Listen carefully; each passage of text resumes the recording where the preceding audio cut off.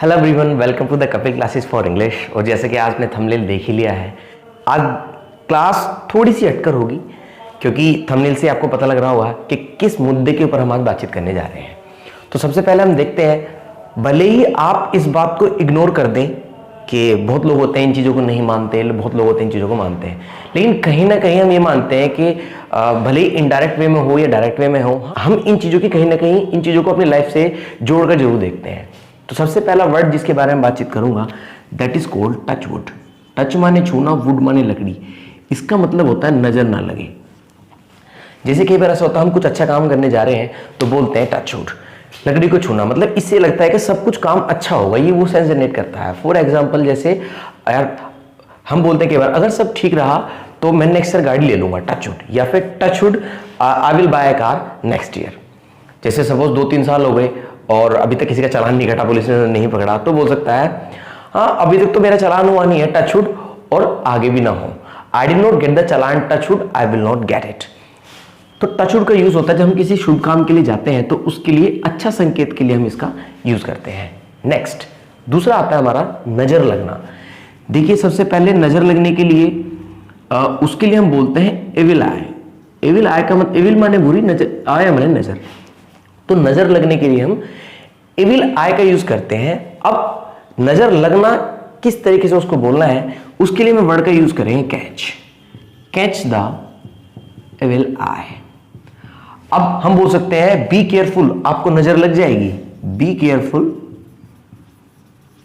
You will catch the evil eye.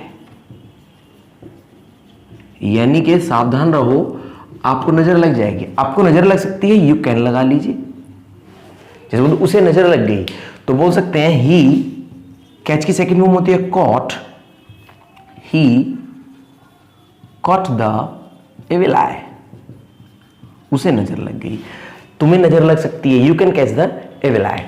अब ये तो हुआ नजर लगना। नेक्स्ट, अब नजर लग गई, कई बार हम बोलते हैं मेरी नजर उतार दो। तो नजर उतारने के लिए हम एक वर्ड का यूज करते हैं, that is called cast off, यानी कि नजर उतारना।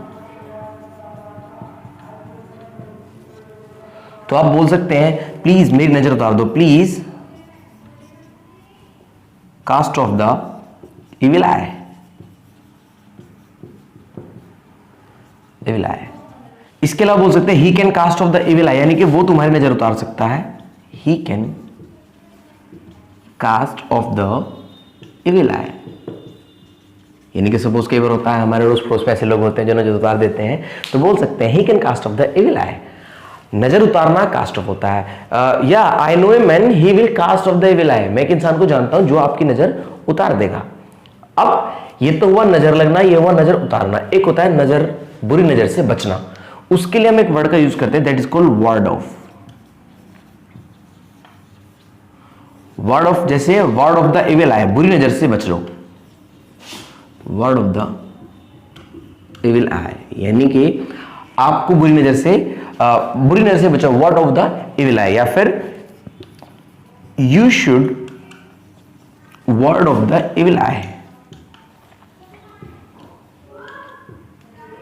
यानी कि आपको बुरी नजर से बचना चाहिए। देखिए, कास्ट ऑफ का मतलब तो होता है नजर उतारना, लेकिन क्या बोलते हैं नजर मत लगाओ, तो उसके लिए खाली हम कास्ट वर्ड का यूज करेंगे। Don't cast the evil eye on my, don't cast the evil eye on my car, मेरी गाड़ी पर नजर मत लगाओ। Don't cast the evil eye on my shirt, आपने कोई शर्ट खरीदी हो, अच्छी लग रही है, तो बोल सकते हैं please don't cast the evil eye on my shirt. तो देखिए, कास्ट में अगर ऑफ लग जाएगा तो इसका मतलब हो जाता है नजर उतारना, और अगर कास्ट में आप ऑफ हटा देंगे तो इसका मतलब होता है नजर लगाना। तो आप बोल सकते हैं please don't cast the evil eye on my shirt, मेरी शर्ट पर नजर मत लगाओ, मेरी गाड़ी पर नजर मत लगाओ। किसी भी चीज पर आप बोल सकते हैं। कास्ट ऑफ नजर उतारना, कास्ट नजर लगाना। वार्ड ऑफ मतलब बुरी नजर से बचना। कैच का मतलब होता है, कैच माने, कैच का एक ही मीनिंग नहीं होता जो क्रिकेट मैच में होता, नहीं। कैच का मीनिंग होता है, कैच का मतलब मुझे मिल गई, ये वो सेंस है कि मुझे नजर लग गई। उस तरीके से हम कैच का यूज करते हैं। यहां पर आप इस तरह बोल सकते हैं, it's not easy to ward off the evil eye, यानी कि इतना आसान नहीं होता बुरी नजर से बचना। It's not easy to ward off the evil eye, you should ward off the evil eye. आपको बुरी नजर से बचना चाहिए। नजर उतारने की बात आए तो बोल सकते हैं who can cast off the evil eye, नजर कौन उतार सकता है हमारी। इन चीजों को हम मानते हैं नहीं मानते, that is different matter, but कई बार ऐसा होता है ना, लाइक बिल्ली रास्ता काट जाती है तो हम उसको मानते हैं मनहूस घड़ी जिसे हम बोलते हैं। जैसे ये वर्ब होती है, इसको हम इस तरह यूज करते हैं, डोंट जिंक्स इट, मतलब यहां मनहूसियत मत फैलाओ। Don't jinx here, JINX, don't jinx here, यहां मनहूसियत मत फैलाओ। और अगर कोई मनहूस होता है, वैसे तो सब अच्छे इंसान होते हैं, लेकिन फिर भी अब आप भले इनको बोले या ना बोले, लेकिन ये वोकेबलरी है, ये इंग्लिश है, इंग्लिश में बोलना तो पड़ता ही है। हिंदी में बोलते हैं तो इंग्लिश में भी तो बोलना पड़ेगा। भले आप इन चीजों को फॉलो करते हैं नहीं करते, लेकिन हमें वोकेबलरी जरूर पता होनी चाहिए कि इन चीजों को हम क्या बोलते हैं। वैसे आप ना बोले कोशिश करें, क्योंकि भगवान ने जब सबको बनाया तो सब अच्छे इंसान होते हैं, लेकिन फिर भी हमें पता तो होना चाहिए ना। दिस होम इज जिंक्स्ड, ईडी लगाना पड़ेगा आपको। दिस होम इज जिंक्स्ड, ये घर मनहूस है। जो भी कोई आता है तो कुछ प्रॉब्लम हो जाती है। जैसे कई बार होता है लाइक जब कभी बिल्ली रास्ता काट जाती है, when a cat crosses the road it will be jinxed, जब कोई बिल्ली रास्ता काट जाती है तो वो मनहूसियत हो सकती है।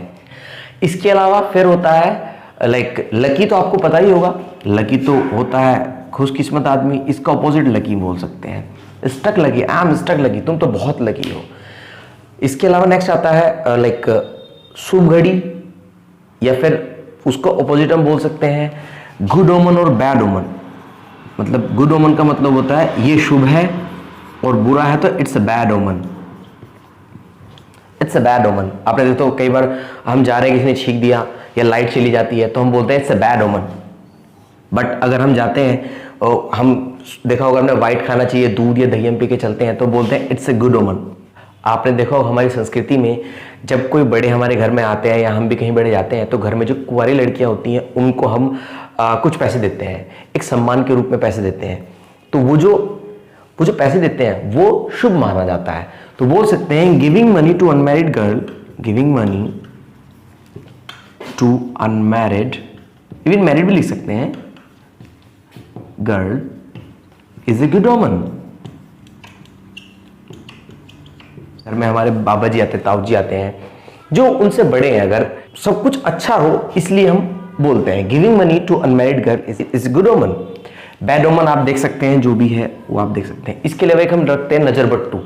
नजर बट्टू होता है जो हमारी नजर, देखा होगा नींबू लगा रहता है, नींबू के ऊपर थंबनेल में भी आप देख सकते हैं नींबू के ऊपर हरी मिर्च लगी रहती है।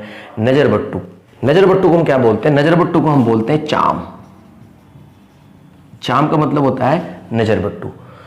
तो कह सकते हैं please get a charm to ward off the evil eye, एक नजर बट्टू ले लो बुरी नजर से बचने के लिए। Get a charm to ward off the evil eye, बुरी नजर से बचने के लिए नजर बट्टू ले लो। ताबीज भी बोलते हैं, एमुलेट बोलते हैं उसको, ताबीज वगैरह जो होते हैं, ताबीज जो बांधते हैं हम कई बार, जैसे हम बोल सकते हैं this amulet will help you to ward off the evil eye, यानी कि बुरी नजर से बचने में तुम्हारी मदद करेगा। ऑलवेज कीप विद इट, इसलिए अपने पास रखें। तो ये कुछ वोकेबलरी थी जो इस क्लास में थी और यूजुअली हम बोलते ही हैं। और अगर इन वोकेबलरी को लेकर के कोई माइंड में क्वेश्चन क्वेरी हो तो आप मुझसे पूछ सकते हैं। इसी तरह हमारे चैनल को सब्सक्राइब करते रहिए, लाइक करते रहिए, शेयर करते रहिए। Thank you very much, god bless you, take care and bye bye.